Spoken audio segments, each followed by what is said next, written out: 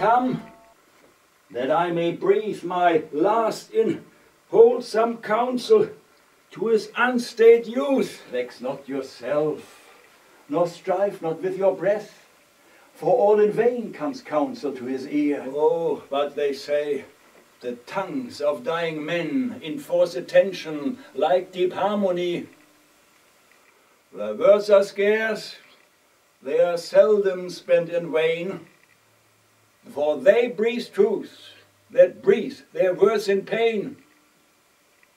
Though Richard my life's counsel would not hear, my death's sad tale may yet undeaf his ear. No, it is stopped with other flattering sounds, as praises, of whose taste the wise are fond, lascivious metres, to whose venom sound the open ear of youth does always listen, report of fashions in proud Italy, whose manners still our tardy apish nation limps after in base imitation. Where doth the world thrust forth a vanity, so it be new, there's no respect how vile, that is not quickly buzzed into his ears. Methinks I am a prophet new inspired, and thus expiring do foretell of him, his rash fierce blaze of riot cannot last, for violent fires soon burn out themselves. This royal throne of kings, this sceptred isle, this earth of majesty, this seat of Mars, this other Eden, demi-paradise, this precious stone set in the silver sea, this blessed plot, this earth, this realm, this England, this land of such dear souls, this dear, dear land, dear for her reputation through the world, is now leased out. I die pronouncing it, like to a tenement or pelting farm. England, bound in with a triumphant sea, is now bound in with shame, with inky blots and rotten parchment bonds. That England, that was wont to conquer others, has made a shameful conquest of itself. Ah, would the scandal vanish with my life, how happy then were my ensuing death. The king is come, deal mildly with his youth, for young hot coals, being reigned, do rage them all. Lord Comfortman, how is't with aged Gaunt? Oh, how that name befits my composition. Old Gaunt, indeed, and gaunt in being old. Within me grief has made a tedious fast, and who abstains from meat that is not gaunt? For sleeping England long time have I watched. Watching breeds leanness. Leanness is all gaunt. The pleasure that some fathers feed upon is my strict fast. I mean, my children's looks. And therein fasting hast thou made me gaunt. Gaunt am I for the grave, gaunt as a grave, whose hollow womb inherits naught but bones. Can sick men play so nicely with their names? No, misery makes sport to mock itself. Since thou dost seek to kill my name in me, I mock my name, great king, to flatter thee. Should dying men flatter with those that live? No, no. Men living flatter those that die. Thou, now a dying, sayest, thou flatterest me? Oh, no. Thou diest, though I the sicker be. I am in health, I breathe, and see thee ill. Now he that made me knows I see thee ill. Thy deathbed is no lesser than thy land. wherein thou liest in reputation sick, and thou, too careless patient as thou art, committ'st thy anointed body to the cure of those physicians that first wounded thee. 1,000 flatterers sit within thy crown, whose compass is no bigger than thy head, and yet encaged into smaller verge, the waste is no whit lesser than thy land. Oh, had thy grandsire with a prophet's eye seen how his son's son should destroy his sons, from forth thy reach he would have laid thy shame, deposing thee before thou wert possessed. Landlord of England art thou now, not king. Thy state of law is bond slave to the law, and thou, a lunatic, lean-witted fool, presuming on an aegis privilege, darest with thy frozen admonition make pale our cheek, shaving the royal blood with fury from his native residence.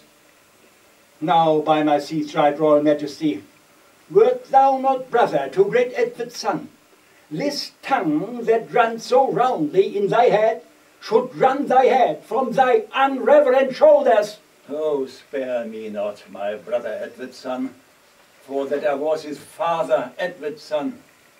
That blood already, like the pelican, hast thou tapped out and drunkenly caroused. My brother Gloucester may be a precedent and witness good, that thou respect'st not spilling Edward's blood. Live in thy shame, but die not shame with thee. These words hereafter thy tormentors be. Convey me to my bed, then to my grave. Love they to live, that love and honor have, and let them die that age and sullens have, for both art thou, and both become the grave.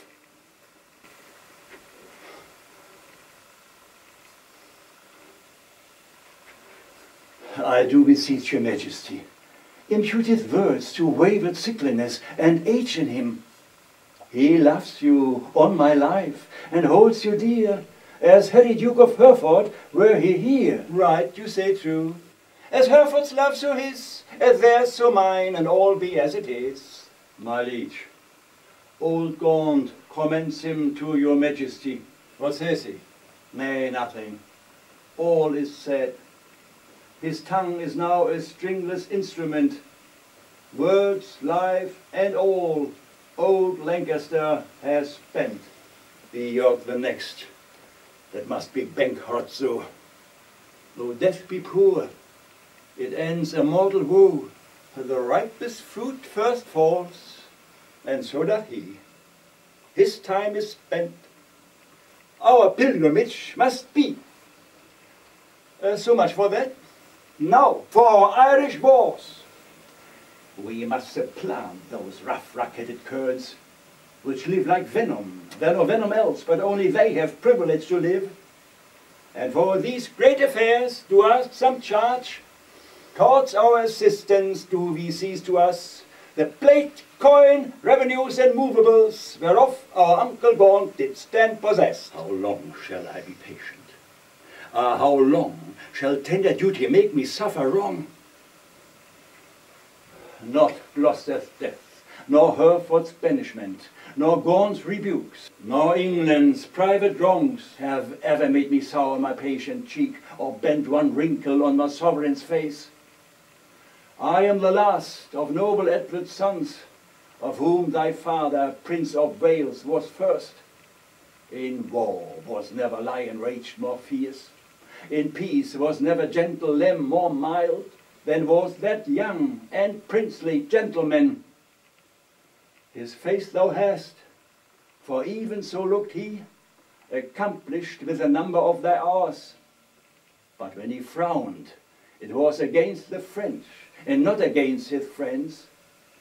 His noble hand did win what he did spend, and spent not that which his triumphant father's hand had won. His hands were guilty of no kindred blood, but bloody with the enemies of his kin.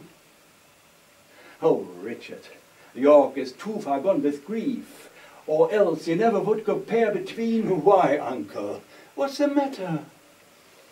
Oh, my liege, pardon me, if you please. Seek you to seize and gripe into your hands the royalties and rights of banished Hereford? Is not Gaunt dead, and does not Hereford live? Was not Gaunt just, and is not Harry true? Did not the one deserve to have an heir? Is not his heir a well-deserving son? Take Hereford's rights away, and take from time his charters and his customary rights. Let not tomorrow then ensue today. Be not thyself, for how art thou king, but by fair sequence and succession? Now, afore God, if you do wrongfully seize Hereford's rights, you pluck 1,000 dangers on your head. You lose 1,000 well-disposed hearts, and prick my tender patience to those thoughts which honor and allegiance cannot think. Think what you will. We seize into our hands his plate, his goods, his money, and his lands. I'll not be by the while. My liege, farewell. What will ensue hereof, there's none can tell. Go, Bushy, to the Earl of Wiltshire straight. Bid him repair to us to Ely House to see this business. Tomorrow next, we will for Ireland. And hold York, and yet not satisfied.